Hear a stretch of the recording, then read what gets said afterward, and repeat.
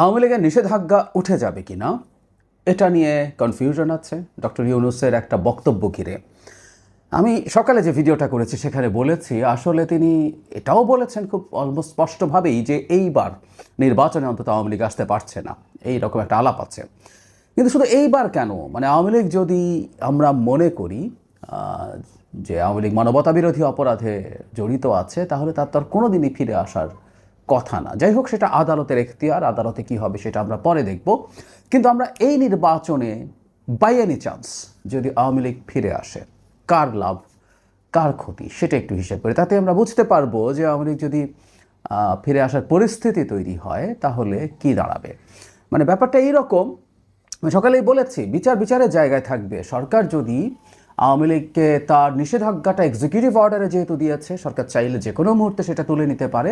সে সরকার যদি এটা তুলে নেয় তাহলে আওয়ামী লীগ এই নির্বাচনেই পার্টিসিপেট করতে পারে, খুব ভালোভাবেই পারে। ব্যাপারটা এরকম যে একজন অপরাধীর বিচার চলবে কিন্তু তার জামিন হয়েছে, তিনি ফ্রিলি ঘুরে বেড়াতে পারছেন। সো আওয়ামী লীগ এখন তার কর্মকাণ্ড নিষিদ্ধ করাকে আমরা তুলনা করতে পারি যে আওয়ামী লীগ কারাগারে আছে, এটা তুলে নিলেই পারবে। আমি আবারও বলি, এটার সাথে আওয়ামী লীগ নিষিদ্ধ হওয়া উচিত কি অনুচিত, নৈতিকতা ইত্যাদি ইত্যাদি এই আলাপ সরিয়ে রেখে পিওর পলিটিক্যাল একটা ক্যালকুলেশন আমরা একটু করে দেখি। আমি ব্যক্তিগতভাবে মনে করি আওয়ামী লীগ দল হিসেবে মানবতা বিরোধী অপরাধে জড়িত ছিল। শুধু তাই না, পলিটিক্যাল পার্টি অর্ডিন্যান্স 1979 যেটা আছে, সেখানেও একটা দল যা যা করতে পারবে না, যেটা করলে সে নিষিদ্ধ হতে পারে, সেই ধরনের কাজও আওয়ামী লীগ করেছে। সুতরাং আওয়ামী লীগ নিষিদ্ধ হওয়া বেশ যৌক্তিক, এবং আমি বহুদিন ধরে এটা আমার এখানে এবং বিভিন্ন টক শোতে ফাইট করছি, গতকালও ফাইট করেছি, যে এত পার্সেন্ট লোক সমর্থন করে বলেই আওয়ামী লীগকে রাখতে হবে। It's not a logic. একটা ডেমোক্রেটিক প্রসেসের মধ্যে থাকতে হলে একটা দলকে রাজনৈতিক দল হতে হবে এবং তার কতগুলো ডেমোক্রেটিক নর্মস থাকতে হবে।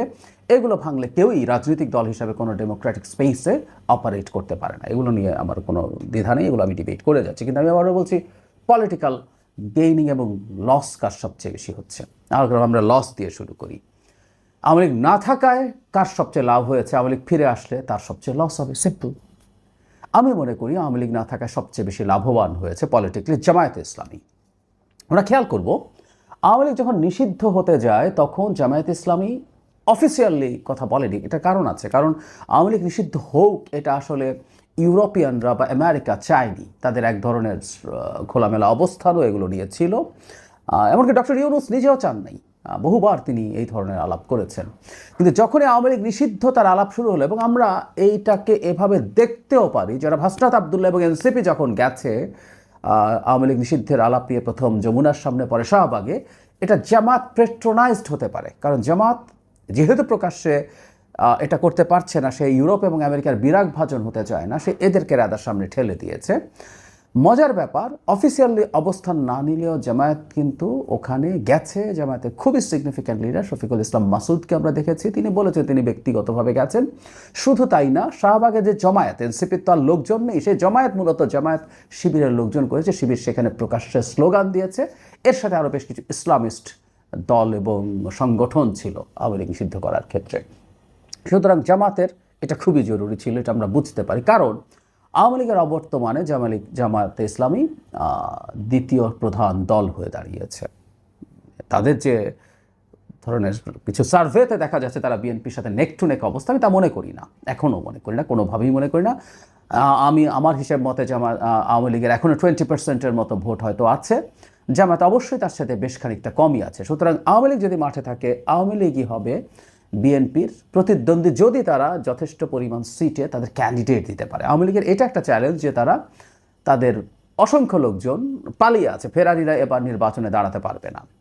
সুতরাং তাদের জন্য অনেক সিটে ক্যান্ডিডেট দেওয়া খুবই কঠিন। কিন্তু তারপরও ওই যে বলছি যে দলের পদে ছিল না, কিন্তু দলের খুব সমর্থক হিসাবে, অ্যাক্টিভিস্ট হিসাবে পরিচিত আছেন এই ধরনের কিছু মানুষ, college teacher, business people, lawyers, এদেরকে যদি রাজি করানো যায়, তারা যদি দাঁড়িয়ে যায় নির্বাচনে, জামায়াতের অবস্থা ভালো কিছু হবে না। শুধু সেটা না, প্রেক্ষাপট এমন দাঁড়িয়েছে, আওয়ামী লীগ যদি নির্বাচনে না থাকে, আওয়ামী লীগের ভোটের একটা বড় অংশ জামায়াতে যাওয়ার সম্ভাবনা তৈরি হয়েছে। জামায়াত তাদেরকে শেল্টার দিচ্ছে। শুধু তাই না, কৌশলগত কারণে জামায়াত ভালো করছে, এটা দেখানো ভারত এবং আওয়ামী লীগের জন্য ভালো। সো আওয়ামী লীগ কেন্দ্রীয়ভাবে এই ধরনের সিদ্ধান্ত নিতেও পারে।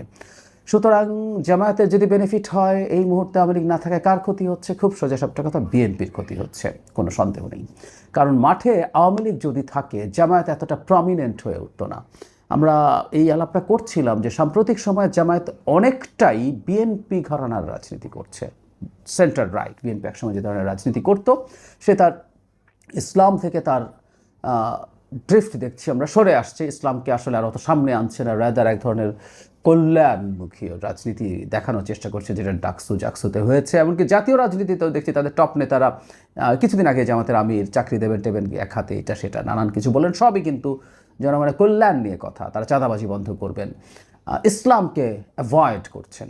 সুতরাং বিএনপির জন্য এই জায়গায় বিএনপির রাজনীতি ঠিক করাটা খানিকটা হলে প্রশ্নের মুখে পড়ছে। এখন আওয়ামী লীগ থাকলে এই আওয়ামী লীগ বিএনপি যে বাইনারি আমাদের সমাজে আছে সেটা আবার প্রতিষ্ঠিত হবে এবং বিএনপির জন্য রাজনীতি ভালো হবে, খারাপ কিছু হবে না সেটা আওয়ামী লীগ থাকার কারণে। এবং জামাত যখন ব্যাকফুটে চলে যাবে, এবং ওই যে বলছি যে আওয়ামী লীগের ভোট যেটা জামাতের কাছে গিয়ে বিএনপির সাথে কিছুটা হলেও কিছু জায়গায় কম্পিটিশনের সুযোগ ছিল, আওয়ামী লীগ মাঠে থাকলে জামাতের সেই সুযোগটা আর হবে না খুব স্বাভাবিকভাবেই। ফলে জামাত বেশ অপ্রাসঙ্গিক হয়ে পড়বে।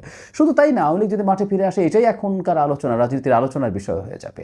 পত্রিকায় লেখা হবে, কলম লেখা হবে, টকশো হবে, থাকা উচিত কি অনুচিত, আবার সে আওয়ামী লীগ ইস্যু হয়ে দাঁড়াবে। জামাত যে এই বেশ কিছুদিন ধরে দারুণ ইস্যু হয়ে আছে, তারা তাদের কর্মসূচি, তাদের লোয়ার হাউসের পিআর, তারা কি করছে, বিভিন্ন সার্ভেতে তাদের অবস্থা খুব ভালো আসছে, তাদের ডাকসুতে যেটা, এই সব কিছু ওভারশ্যাডোড হয়ে যাবে। সুতরাং আমরা বুঝতে পারি আওয়ামী লীগ ফিরে আসার পরিস্থিতি যদি তৈরি হয়, জামাত সেটাকে আবার প্রবলভাবে নিজে অথবা কোনো প্রক্সি সামনে রেখে বাধা দেওয়ার চেষ্টা করবে। কারণ দিনের শেষে একটা কথা মনে রাখা তো যায়, মানে আমরা এইভাবে বলছি, আওয়ামী লীগ ফিরে আসার জন্য সরকার বিচার করছে, বিচারের জায়গায় চলবে। বিচারের সময় যদি আওয়ামী লীগ নিষিদ্ধ হয় আজ থেকে সাম ইয়ার্স আফটার, বা 1 বছর 1.5 বছর 2 বছর পর যদি বিচার শেষে নিষিদ্ধ হয়ে যাবে। কিন্তু এখন যেহেতু সে নিষিদ্ধ না, তার এই নিষেধাজ্ঞা, কর্মসূচির ওপর নিষেধাজ্ঞা তুলে নেওয়া যদি মনে করে সরকার যায় তাহলে সেটা করতেই পারে।